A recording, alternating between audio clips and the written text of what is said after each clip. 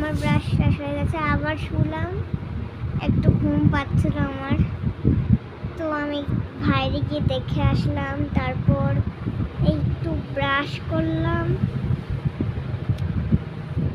আমি অনিবা মাসির বাড়ি গেছিলাম, দেখলাম যে ফুতুশরী ওই জায়গায় শুয়ে রয়েছে বিছানার উপর।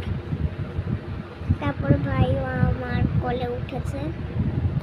আমি মেয়ে, আমি এমনি ছেলে স্বাস্থ্য অনেক ভালোবাসি। বাবা ভয়েস কাট করে দিয়েছে, মা বলেছিল ভয়েস কাট করতে, সেই জন্য বাবা করে দিল ভয়েস কাট করতে।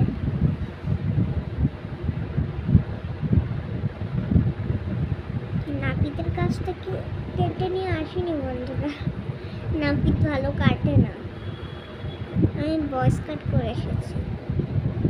দেখো আমার চুল কত সিল্ক।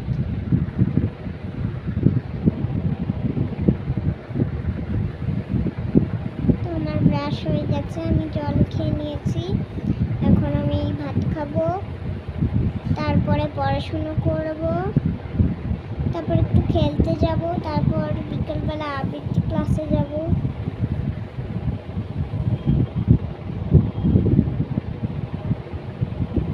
এইসব করবো আমি। ও সরি, মশারি চলে এসেছে ভুল করে।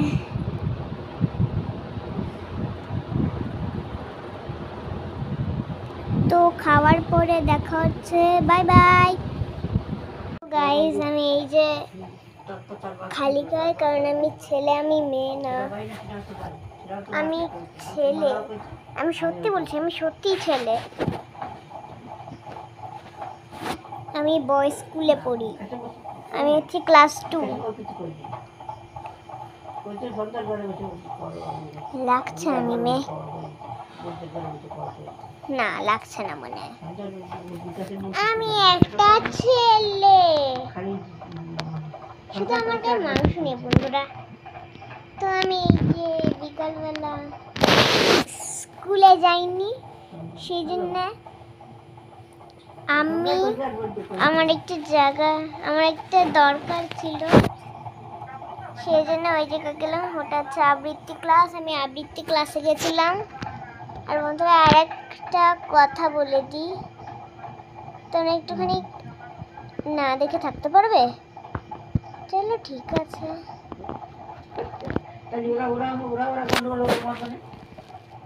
আমি সত্যি বলছি, আমি সত্যিই ছেলে, আমি মেয়ে না। ছেলেরা খালি গায়ে থাকে।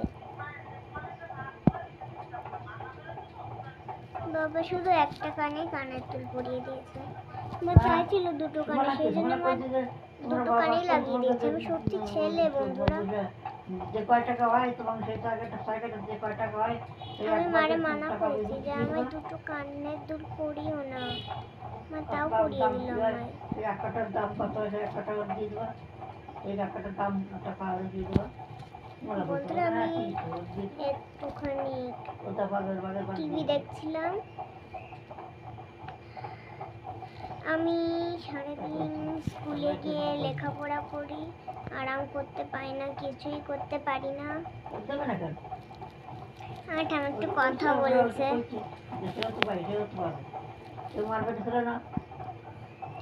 তো আমি সকালবেলা ভাত খেয়েছি, এখন আমি চিকেন পকোড়া খেলাম। এখানে জল পিপাসা লাগছে, জল খাইনি।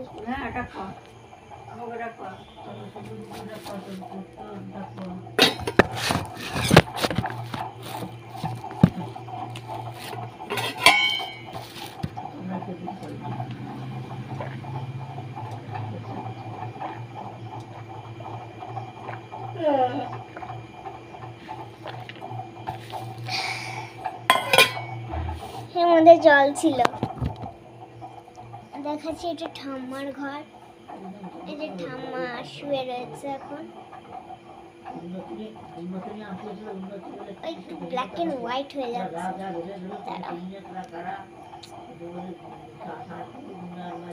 আমার শুধু ব্ল্যাক দেখাচ্ছে। এই যে ঠাম্মা,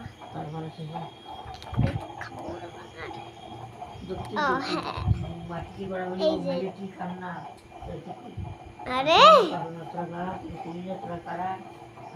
तेरा मस्ती আমি এমনি গান গাই সারাদিন। আমার গান করার আর কোনো কাজই নেই, ওই একটু খেলে বেড়াচ্ছিলাম সকালবেলা। দিদি বাড়ি রানী এসেছে, রানী হচ্ছে বড় দিদির মেয়ে। আমি ওরা রানী বলেই ডাকি। আর যখন আমি জামাটা উঁচু করে আবার যেন এই করি, তখন আমার নাভি দেখে সব সময়। ঋষি আর মনোরও দেখতো, আমাদের বাড়ির সামনে বাড়ি, দিদির পাশের বাড়ি, আর তারপর দিদির পাশের রিক দাদা বাড়ি, আবার রিক দাদার পাশে মৌলি দিদির বাড়ি। মৌলি দিদির বোন আর রিক দাদার বোন, ওরা দুইজন খেলে। এখন আমি ওদের বাড়ি যাই না।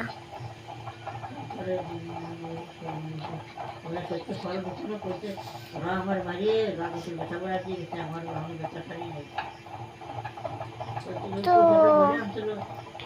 আমি একটু বিকালবেলা আবৃত্তি ক্লাসে গেছিলাম, পরিকল্পনা বলা দরকার ছিল, তারপর লালুটাও করেছিলাম।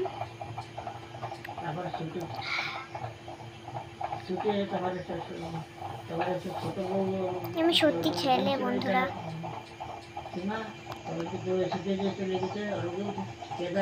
এই ছেলেদের মাঝে মাঝে একটু কালো তিল চলে আসে।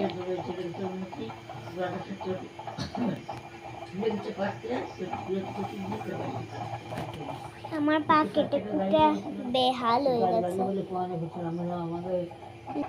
মানে দেখবে বন্ধুরা, দেখাবো, থাক দেখানোর দরকার নেই, তোমরা অবাক হয়ে অজ্ঞান হয়ে যাবে। থাক দেখানোর দরকার নেই, তোমরা শুধু আমার বডিটা দেখো। তো এখানেই ব্লগটা শেষ হলো।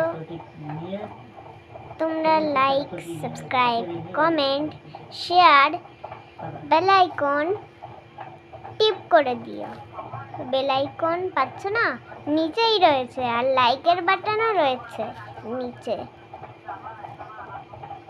আরে ডিসলাইক যেন দিয়ে দিও না, আমার কিন্তু লাইক হচ্ছে না, আমার 5K ফলোয়ার্স হচ্ছে না তোমাদের এইসব ভালোবাসায়।